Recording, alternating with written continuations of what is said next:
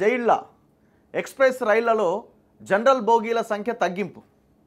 అన్ని ప్రధాన రైళ్లలో 2 కోచ్లకే పరిమితం. కాలు కదపలేని, టాయిలెట్కు వెళ్ళలేని పరిస్థితుల్లో ప్రయాణికులకు ప్రత్యక్ష నరకం. ఇది జనరల్ బోగి ఎట్లుంటుంది అంటే ఇట్లుంటుంది. ఇక మనం చెప్పనక్కర్లేదు. ఇక మీరు చూడండి, జనరల్ ఏంది, రిజర్వేషన్ ఏదైతే మనం స్లీపర్ క్లాస్ అంటామో ఆ స్లీపర్ క్లాస్లో, నాన్ ఏసీ స్లీపర్ క్లాస్లో కూడా ఇదే పరిస్థితి ఉంటుంది.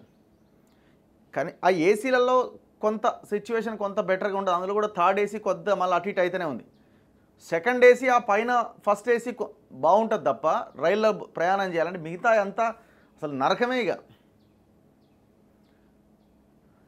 సికింద్రాబాద్ నుంచి విజయవాడ మీదుగా హౌరా వెళ్ళే ఫలక్నుమా ఎక్స్ప్రెస్లో మరుగుదొడ్డిలో ప్రయాణం చేస్తున్నారు ప్రయాణికులు. ఇది కథ. బాత్రూమ్లలో కూర్చొని ప్రయాణం చేస్తురట. జనరల్ బోగీల సంఖ్యను తగ్గించిరట. ఎందుకు?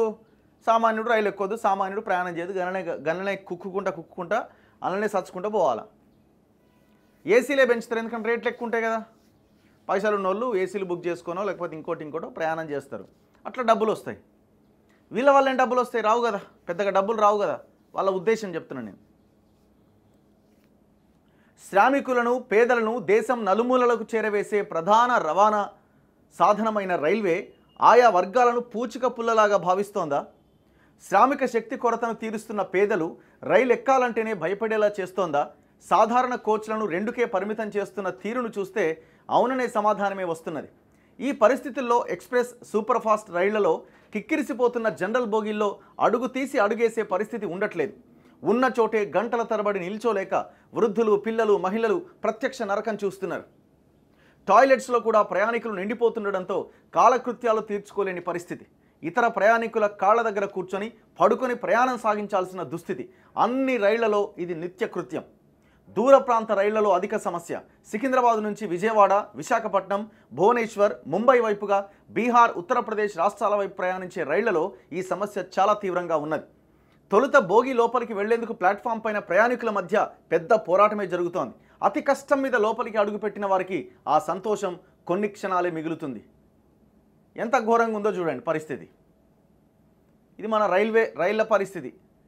ఎవడయ్యా ఈ దేశాన్ని మొత్తం కాపాడేది, దేశాన్ని రక్షించేది, దేశానికి ఆదాయం సమకూర్చేదంటే ఆ శ్రామికుడే, ఆ కార్మికుడే, ఆ పేదోడే.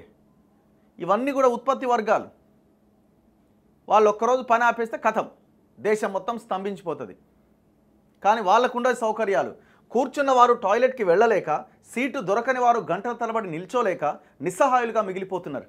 ఈ క్రమంలో రైల్లో గార్డు బోగీలో సగభాగంలో జనరల్ ప్రయాణికులను అనుమతిస్తున్నట్లు దక్షిణ మధ్య రైల్వే ఉన్నతాధికారి ఒకరు తెలిపారు. దేశవ్యాప్తంగా 10,000 జనరల్ బోగీలు రాబోతున్నాయన్నారు. అయితే దక్షిణ మధ్య రైల్వేకి వచ్చే జనరల్ బోగీలు ఎన్ని, ఎప్పటికొస్తాయి అన్నదానిపై మాత్రం స్పష్టత లేదు. ఇది చూడండి, ఢిల్లీ సికింద్రాబాద్ తెలంగాణ ఎక్స్ప్రెస్లో వరంగల్ సమీపంలో కనిపించిన దృశ్యం ఇది. భువనేశ్వర్ ఎక్స్ప్రెస్ లోపలికి వెళ్ళలేక ఫుట్బోర్డు పైనే ఉన్న ప్రయాణికులు సికింద్రాబాద్లో కనిపించిన దృశ్యం ఇది. ఎట్లా ఉన్నారు చూడండి. అసలు మీరు జనరల్ బోగీల కాడికి ఎందుకు పోయి స్లీపర్ క్లాస్కి వెళ్ళండి ఒకసారి, ఎంత ఘోరంగా ఉంటుందో. 5 బోగీల కోసం ఐకాసా, 5 బోగీల సాధన సమితి అని ఏర్పడ్డది. ఐకాసా అంటే అది 5 బోగీల సాధన సమితి. గతంలో ఎక్స్ప్రెస్, సూపర్ ఫాస్ట్ రైళ్లలో 5-6 జనరల్ బోగీలు ఉండేవి. అధిక ఆదాయం కోసం రైల్వే శాఖ జనరల్వి తగ్గిస్తూ ఏసీ బోగీలు పెంచుతోంది. ఈ క్రమంలో ఇబ్బందులతో ప్రయాణం చేస్తున్న వారు సంఘాలుగా ఏర్పడి పోరాటం చేసే పరిస్థితి వచ్చింది. ఇలా ఏర్పాటైన 5 బోగీల సాధన సమితి ప్రధానమంత్రికి కోటి ఉత్తరాల వినూత్న కార్యక్రమాన్ని కూడా చేపట్టింది. ప్రయాణికులతో స్వయంగా లేఖలు రాయించి కేంద్రానికి పంపిస్తున్నారు. అడుగడుక్కి అవస్థలే. రైళ్లలో 13 ఏళ్లుగా ప్రయాణిస్తున్న జనరల్ బోగీలు తగ్గి ఏసీ పెరిగినాయి. హన్మకొండ నుంచి మహబూబాబాద్ జిల్లా గూడూరు వెళ్ళి వస్తూ ఉంటా. జనరల్ బోగీల్లో ఎక్కితే అడుగు తీసి అడుగు వేయలేని స్థితి. చాలామంది జనరల్ కోచ్లో అడుగు పెట్టేవారు జాగా లేక ఏసీ బోగీలు ఎక్కుతున్నారు. రైల్వే పోలీసులు, టీసీలు వచ్చినా అంతమందిని ఏం చేయలేకపోతున్నారు. జనరల్ బోగీల్లో నరకం. ఎవరు? డాక్టర్ పి అశోక్, 5 బోగీల సాధన సమితి వ్యవస్థాపకుడట. మహిళలు, పిల్లలు, వృద్ధులు నరకయాతన పడుతూ ప్రయాణిస్తున్నారు. చంకలో బిడ్డనెత్తుకొని నిండు గర్భిణి కోనార్క్ ఎక్స్ప్రెస్ ఎక్కే ప్రయత్నం చేస్తుండగా రద్దీ కారణంగా చేతిలోని బిడ్డ తలకు దెబ్బ తగిలి చనిపోయింది. గర్భంలో ఉన్న బిడ్డకు గాయం కావడంతో ఆ శిశువు కూడా మరణించింది. ఒక ఎగ్జాంపుల్ ఇది. ఎంత దారుణం చూడండి. ఈ ఘటనతో 5 బోగీల సాధన సమితి ఏర్పాటు చేసి పోరాడుతున్నాం. ఇప్పటికే 30 లక్షల లేఖలు రాశామని చెప్తున్నాడు. అంటే గవర్నమెంట్ చూడండి ఎందుకు తగ్గించిందే అంటే ఆదాయం పెంచుకోవడానికి. ఇదైతే 60 రూపాయలు 70 రూపాయల టికెట్ కదా, మహా అయితే ఎంత పెద్ద జర్నీ చేసినా 200 250 ఉంటుంది.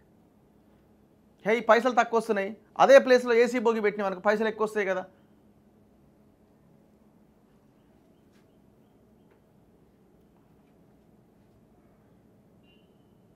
అన్నింటి ప్రధాన రైళ్లలో ఏంటి పరిస్థితి? విశాఖ ఎక్స్ప్రెస్ 2 ఏసీ 15 ఏసీ బోగీలు ఉంటే 3 స్లీపర్ ఉన్నాయి, 2 జనరల్ బోగీలు ఉన్నాయి. గోదావరి 10 ఏసీ బోగీలు ఉన్నాయి, 8 స్లీపర్ ఉన్నాయి, 2 జనరల్ ఉన్నాయి.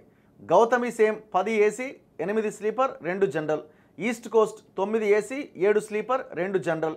Narsapur 7 AC 13 sleeper 2 general. Venkatadri 8 AC 10 sleeper 2 general. అంటే 2 బోగీలలో ఏమి ఎక్కుతారు? ఎంతమంది ఎక్కగలుగుతారు? ఎంతమంది ఉన్నారు జనం, పోవాల్సిన జనం?